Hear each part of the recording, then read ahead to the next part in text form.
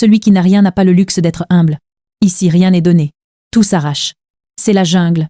Ceux qui hésitent deviennent du décor. L'humilité trop tôt, c'est signer ton arrêt de mort en souriant. On ne se présente pas sans force devant l'univers.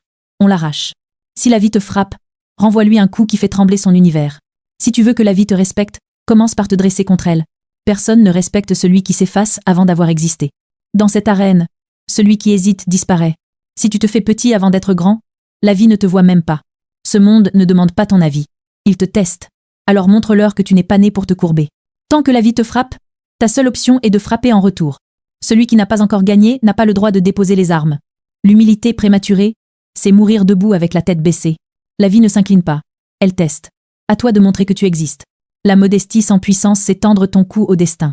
Avant de parler douceur, il faut bâtir sa force. On est humble quand on a tout. Avant, il faut conquérir. L'humilité est un luxe que seuls les souverains peuvent se permettre. Si tu attends que la vie soit douce, elle te rappellera qu'elle ne l'est jamais longtemps. Avoir pitié de la vie, c'est oublier qu'elle frappe d'abord et explique après. L'humilité avant la victoire, c'est s'agenouiller avant le combat. Avant d'avoir construit ton empire, tu n'as rien à baisser devant personne. La vie ne te protège pas. Alors protège-toi en avançant. Si tu marches lentement, la vie court sur toi. Quand la vie t'abandonne, deviens ta propre armée. Si tu veux comprendre la vie, commence par regarder le monde tel qu'il est, et non tel qu'on te l'a présenté quand tu étais enfant. On t'a dit d'être calme, poli, bienveillant, modeste, humble. On t'a dit qu'en étant discret, le destin finirait par te remarquer. Mais ce discours fonctionne rarement, pour ceux qui partent de rien. Le mythe de l'humilité précoce. On nous a appris que l'humilité était une vertu universelle. Pourtant, tout dépend du moment où elle apparaît dans ta vie. Car l'humilité, lorsqu'elle arrive trop tôt, devient un piège. Celui qui n'a encore rien, qui n'a pas construit sa valeur, qui n'a pas encore forgé sa voix intérieure, s'il s'agenouille trop vite, il se condamne à vivre à hauteur du sol. Depuis des millénaires, les systèmes de pouvoir l'ont compris. Le peuple qui est humble avant d'être fort ne se relève plus. Les empires se sont construits ainsi. On enseignait aux masses la vertu de la modestie pour qu'elles ne contestent jamais l'ordre établi. Pendant ce temps, les puissants, eux, étaient agressifs avec la vie, stratégiques, déterminés, prêts à tout pour étendre leur territoire, leur influence et leur destin. Regarde l'histoire. Alexandre le Grand était à peine adolescent quand il avait déjà décidé que la terre entière lui appartenait. Napoléon n'avait pas encore conquis un village qu'il parlait déjà comme un empereur. Les califes, les pharaons, les rois d'Afrique, les empereurs chinois ne se levaient pas en disant « Soyons humbles, et le destin nous récompensera ». Non, ils disaient « Conquérons, avançons, imposons, et ensuite nous aurons le luxe d'être magnanimes ». Cette réalité dérange, mais elle est vraie. La vie n'est pas une classe de morale.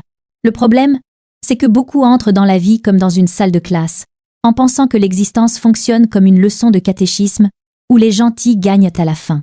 Non, la vie est plus proche d'un champ de bataille, où les règles ne sont pas écrites sur les murs, mais gravées sur la peau de ceux qui n'ont pas su se défendre. Comme disait Héraclite, la guerre est la mère de toutes choses. Non pas la guerre entre les hommes uniquement, mais la guerre intérieure, celle qui forge l'individu, celle où l'on décide, une fois pour toutes. Je ne serai pas écrasé par les circonstances. Je veux devenir celui qui impose son destin. La vie, dans ses premiers tests, ne demande pas la permission. Elle frappe. Et elle observe. La fausse humilité des démunis. La pauvreté, qu'elle soit matérielle ou intérieure, crée une forme d'humilité forcée.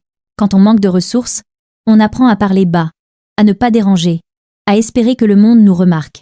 Mais cette humilité-là, ce n'est pas de la sagesse. C'est de la survie.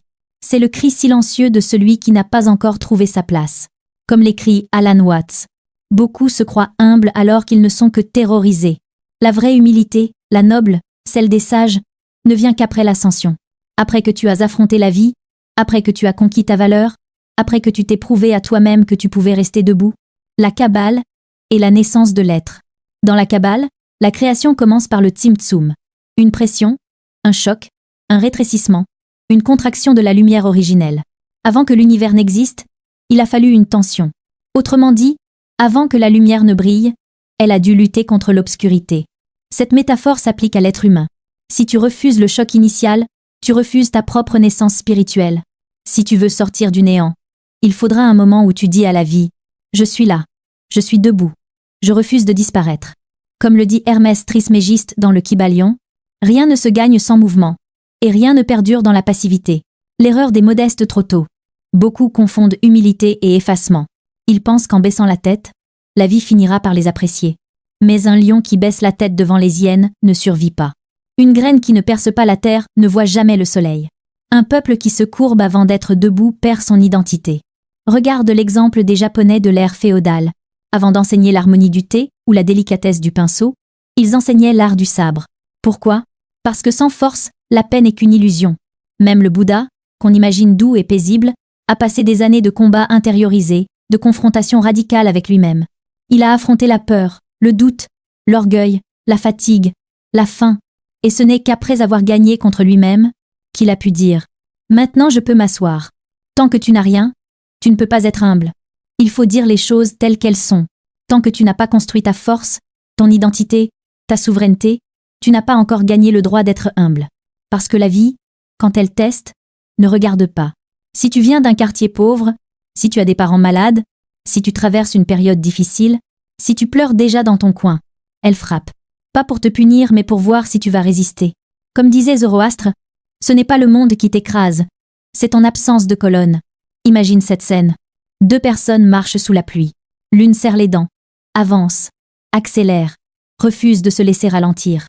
L'autre s'arrête, se plaint, attend que le ciel change. La pluie tombe de la même façon, mais l'histoire de chacun est différente. La vie respecte ceux qui se respectent. Celui qui montre à la vie qu'il est prêt à mordre dans son destin finit par imposer une présence. La vie aime ceux qui avancent, pas ceux qui attendent. Dans les arts martiaux chinois, il existe un principe fondamental. Le premier mouvement détermine la victoire. Celui qui attaque avant d'être prêt perd. Celui qui attend trop longtemps perd aussi. La victoire se trouve dans la tension juste, l'assaut contrôlé, la fermeté vivante. Toi aussi, tu dois trouver cette tension intérieure. Le moment où tu te dis « Je refuse d'être spectateur de mon existence ». Avant l'humilité, la verticalité. Les anciens l'avaient compris. D'abord, tu deviens un arbre, ensuite tu peux offrir de l'ombre. Mais un arbre qui n'a pas encore poussé ne peut ombrager personne. Il n'a ni feuilles, ni branches, ni racines. Celui qui s'humilie trop tôt se déracine avant même d'avoir poussé. Plotin écrivait « L'âme doit devenir ce qu'elle contemple. Si tu veux contempler la grandeur, tu dois d'abord te hausser. L'humilité n'est pas pour le commencement, mais pour l'apogée. Regarde les sages. Lao Tsei ne s'est pas retiré dans la montagne avant d'avoir compris le Tao. Krishna ne parle de paix que quand Arjuna a sa main sur l'épée. Jésus ne pardonne pas avant d'avoir affronté le désert. La sagesse n'est pas une fuite du combat. C'est ce que tu deviens après l'avoir remporté.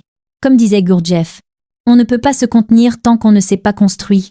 Avant d'être humble, sois vivant. Avant d'être modeste, sois présent. Avant de baisser la tête, apprends à marcher droit. Celui qui apprend à mordre dans l'existence gagne le droit, un jour, de dire avec dignité « Maintenant que j'ai tout conquis, maintenant je peux me contenir. » Tu n'es pas ici par hasard. Dans la spiritualité, il n'y a pas de pitié. Tu comprends les lois de l'univers ou tu les subis. Soit tu vis, soit tu respires. Tu ne peux pas échapper à ce que tu es. Ici, c'est pas la morale qui décide. C'est la vibration. Il n'y a pas pitié dedans.